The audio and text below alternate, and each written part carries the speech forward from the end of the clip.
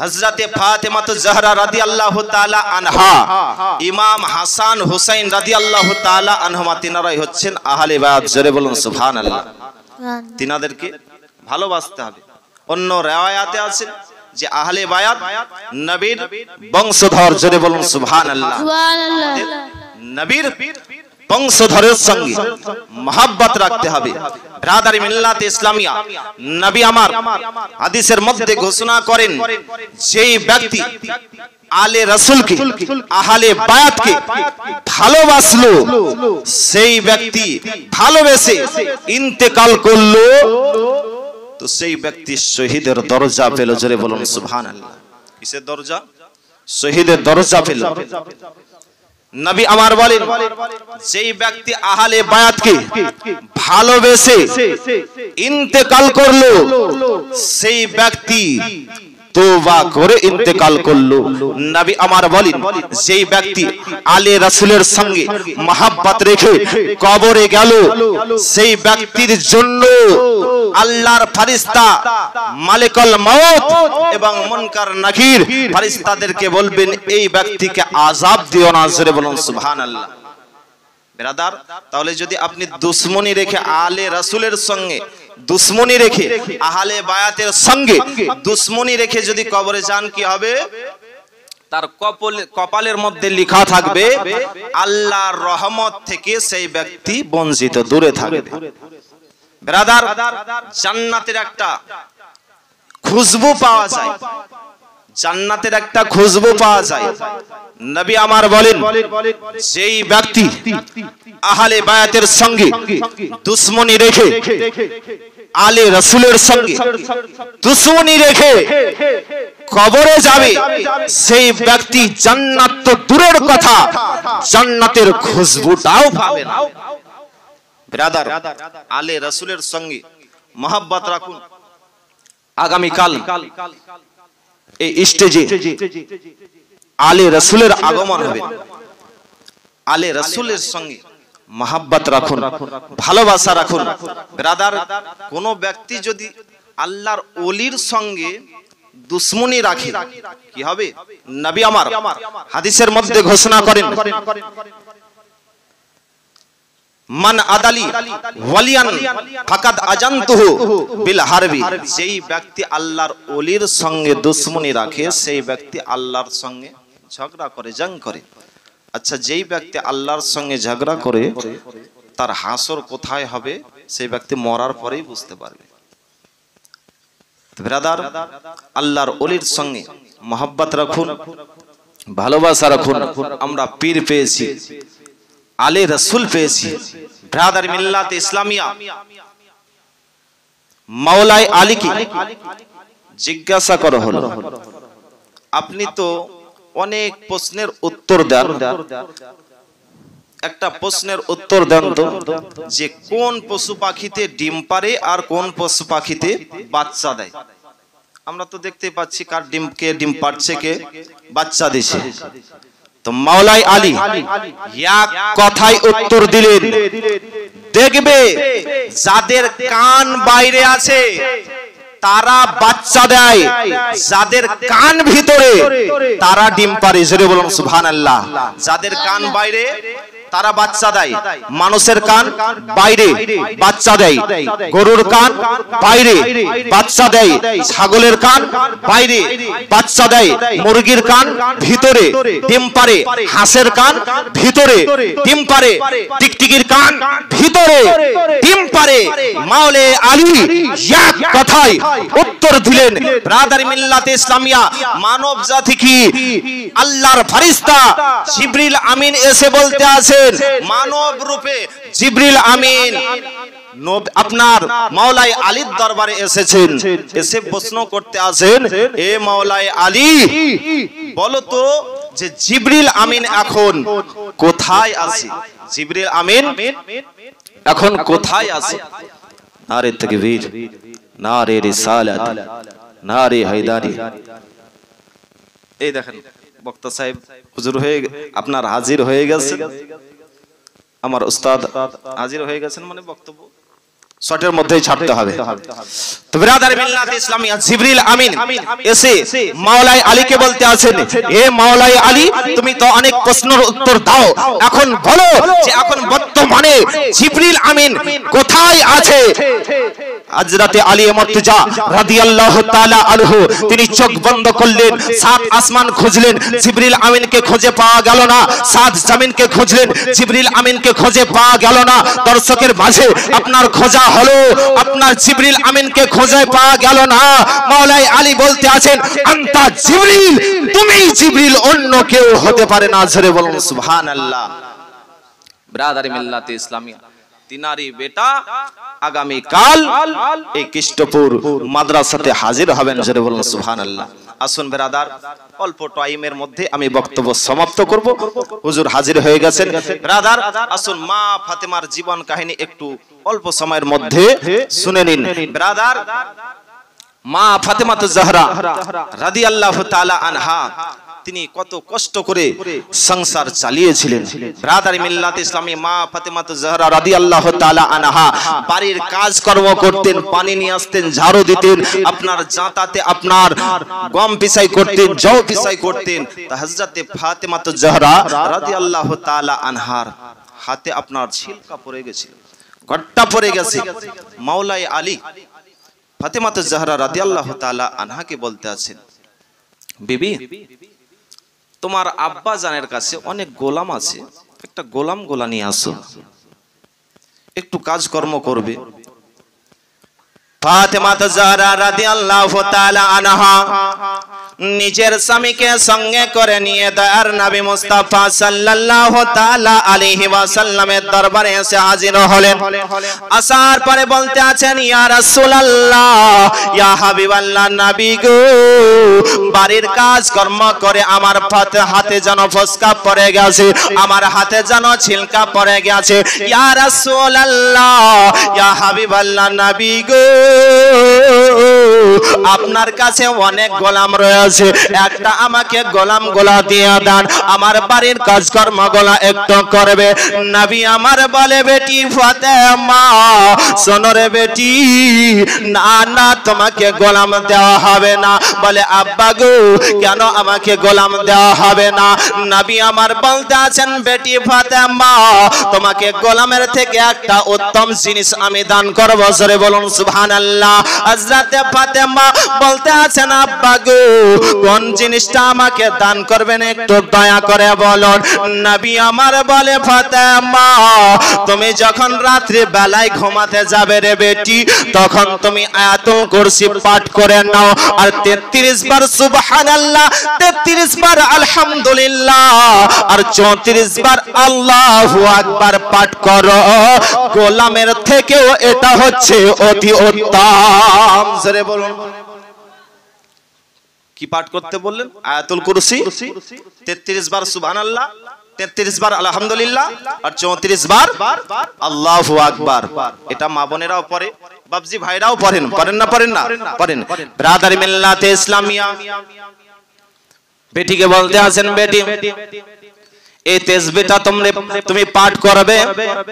তোমার যে হাতে আঘাত হয়েছে, কষ্ট হয়েছে, দুঃখ কষ্ট হয়েছে, সমস্ত দুঃখ কষ্ট দূরে সরে যাবে। জোরে বলুন সুবহানাল্লাহ। এটা আপনি নামাজের পরেও আপনি পাঠ করতে পারেন। বেরাদারি মিল্লাতে ইসলামিয়া মা ফাতেমাতুজ জাহরা রাদিয়াল্লাহু তাআলা আনহা রমজান মাসের রোজা রেখেছেন গো। দুপুরের টাইমে আতর রোদ, উম্মে আয়মান, হযরতে উম্মে আয়মান একটু ফাতেমার বাড়ির দিকে এগিয়ে গেলেন, আমি একটু ফাতেমার বাড়ি একটু যাই। হযরতে উম্মে আয়মান ফাতেমার বাড়ির দরজাতে গিয়ে দেখতে আসেন ফাতেমার বাড়ির দরজা যেন বন্ধ রয়েছে। উম্মে আয়মান বাড়ির দরজায় যেন দাঁড়িয়ে রয়েছেন গো। বাড়ির ভিতর থেকে আপনার যেন আওয়াজ আসছে। উম্মে আয়মান একটু বাড়ির দরজা থেকে ফাঁক থেকে দেখে নিয়ে আসেন, জানা হযরতে ফাতেমাতুজ জাহরা রাদিয়াল্লাহু তাআলা আনহা যেন শুয়ে রয়েছেন আর জাতা যেন আপনার ঘুরতে আছে। ইমাম হাসান হুসাইনের দোলনা যেন দলতে আছে। দোলনা কিভাবে দলতে আছে? হযরতে ফাতেমা তো ঘুমিয়ে রয়েছেন, জাতা কে ঘোরাচ্ছে গো? মানুষ যেন দেখা যায় না। উম্মে আয়মান ওই বাড়ির দরজা থেকে নবীর দরবারে এসে হাজির হলেন, বলতে আছেন ইয়া রাসূলুল্লাহ, ইয়া হাবিবাল্লাহ নবী গো, আমি ফাতেমার বাড়িতে গেলাম, ফাতেমার বাড়ির দরজা থেকে আমি দেখতে পেলাম ফাতেমা যেন শুয়ে রয়েছে বারান্দাতে আর চাকি যেন ঘুরতে আছে। ইমাম হাসান ও হুসাইনের দোলনা যেন দলতে আছে। কে দোলা দিচ্ছে, কে চাকি ঘোরাচ্ছে? মানুষ কেন তো দেখা যায় না। নবী আমার বলে উম্মে আয়মান শোনো রে, আমার বেটি আজকে রোজা রেখেছে, এই রোদ্রের টাইমে আমার বেটি যদি চাকি ঘোরায় তাহলে কষ্ট পাবে, আঘাত পাবে। ওই জন্য আল্লাহ রাব্বুল আলামিন আমার বেটি ফাতেমার চোখে যেন ঘুম দিয়ে দিয়েছেন আর এই চাকিটা ঘোরাচ্ছে। আমি আল্লাহ রাব্বুল আলামিন জিবরিল আমিনকে পাঠিয়ে দিয়েছে। জিবরিল আমিন গিয়ে এই চাকি যেন ঘোরাতে আছে। জোরে বলুন সুবহানাল্লাহ। বিরাদারি মিল্লাত ইসলামিয়া, ফাতেমার এই চাকি কে ঘোরাচ্ছেন? জিবরিল আমিন। ইমাম হাসান হুসাইনের দোলনা দোলাতে আছেন জিবরিল আমিন। মা ফাতেমা যদি ওই দুপুরের টাইমে, রোদ্রের টাইমে এই চাকি ঘোরায়, দোলনা দেয়, হয়তো ফাতেমার কষ্ট হতে পারে। ওই জন্য আল্লাহ রাব্বুল আলামিন ভালোবেসে ফাতেমার চোখে আপনার ঘুম দিয়ে দিয়েছেন। ব্রাদার মিল্লাতে ইসলামিয়া, মা ফাতেমা তো জাহরা রাদিয়াল্লাহু তাআলা আনহা এত কষ্ট করতেন গো, বাড়িতে আপনার 3 দিন থেকে খাবার খাদ্য নাই। মা ফাতেমার বাড়ির দরজাতে হযরতে সালমান ফারসি এসে হাজির। শর্টকাটে বলছি, নবী বলেছেন যে কেউ আছো গো, যে এক ব্যক্তি এসেছে তাকে মুসলমান করেছেন নবী আমার, তার জন্য খাবারের ব্যবস্থা করতে বললেন। হযরতে সালমান ফারসি বললেন ইয়া রাসূলুল্লাহ, ইয়া হাবিবাল্লাহ নবী গো, আমি একটু খাবারের ব্যবস্থা করছি। হযরতে সালমান ফারসি গ্রামের মধ্যে গেলেন খাবারের জন্য, কেউ যেন খাবার দিল না গো। হযরতে সালমান ফারসি হযরতে ফাতেমা জাহরা রাদিয়াল্লাহু তাআলা আনহার বাড়ির দরজাতে এসে হাজির হয়ে গেছেন। বলে ফাতেমা, তোমার আব্বা জান আমাকে খাবারের জন্য পাঠিয়েছে, তোমার কাছে যদি খাবার থাকে তো একটু খাবার দাও। হযরতে ফাতেমা জাহরা রাদিয়াল্লাহু তাআলা আনহা বলতে আছেন আমি 2-3 দিন থেকে অনাহারে রয়েছি, আমার বাড়িতে তো খাবার খাদ্য নয়। তবে শোনো গো, আমার পরনে এই একটাই চাদর রয়েছে, এই চাদরটা তুমি নিয়ে যাও। চাদরটা নিয়ে গিয়ে সামউন ইহুদি আছে, ওই ইহুদির কাছে নিয়ে যাও। নিয়ে যাওয়ার পরে আমার চাদরটা দিয়ে কিছু টাকা পয়সা কিংবা খাবার তার কাছে নিয়ে আসো। হযরতে সালমান ফারসি ওই ফাতেমা জাহরা রাদিয়াল্লাহু তাআলা আনহার ওই চাদরটা নিয়ে সামউন ইহুদির কাছে গেল গো। ইহুদির কাছে যাবার পরে বলতে আসেন বিশ্ব নবীর বেটি ফাতেমা এই চাদরটা দিয়েছে, তুমি চাদরটা নিয়ে নাও, আর কিছু যদি খাবার থাকে তাহলে খাবারটা দিয়ে দাও। বেরাদার ওই চাদরটাকে সামউন ইহুদি যেন তাকিয়ে তাকিয়ে দেখতে আসেন গো। দিলের মধ্যে খলবলে পয়দা হয়ে গেল। ওই সামউন ইহুদি না থেকে এবার যেন মুসলমান হয়ে গেল। জোরে বলুন সুবহানাল্লাহ। নবীর কলমা পড়ে সেই ব্যক্তি মুসলমান হলো। চাদরটা নিলেন, সমান দিলেন গো, মুসলমান হলো। সামউন ইহুদি কিছু জও দিলেন, সালমান ফারসিকে কিছু জও দিলেন, আর চাদরটাও আপনার ঘুরিয়ে দিলেন। সালমান ফারসি জও নিয়ে আপনার ফাতেমার বাড়িতে হাজির হলেন। ফাতেমার বাড়িতে এসে ফাতেমা জওগুলা নিয়ে নেওয়ার পরে গো আপনার ওই জাঁতাতে পিস্তা আরম্ভ করলেন। আটা তৈরি করে আপনার রুটি তৈরি করা হলো। রুটি তৈরি করে সালমান ফার্সিকে সমস্ত রুটি দিয়ে দিলেন। জোরে বলুন সুবহানাল্লাহ। সালমান ফার্সি বলতে আছেন একটু আপনি রুটিগুলো নেন। বলে না আমি নেব না। হযরত ফাতেমা জাহরা রাদিয়াল্লাহু তাআলা আনহা সালমান ফার্সিকে সমস্ত রুটি আপনার দিয়ে দিলেন। রুটি নিয়ে নবীর দরবারে হাজির হলেন গো। নবী বললেন এই ব্যক্তিকে দিয়ে দাও। ব্রাদার মিল্লাতে ইসলামিয়া, যেই ব্যক্তি আপনার মুসলমান হলো নবীর কাছে, ওই ব্যক্তিকে আপনার সমস্ত রুটি দিয়ে দেওয়া হলো। নবী আমার ফাতেমার বাড়িতে আসলেন গো। আসার পরে ফাতেমাকে যেন আপনার বোঝাতে আছে, বেটি ফাতেমা, ও বেটি ফাতেমা রে, তুমি সবর করো রে বেটি। এইভাবে আপনার ফাতেমাকে যেন বোঝাতে আসেন। বেরাদার হুজুর বসে আছেন, বেয়াদবি হবে।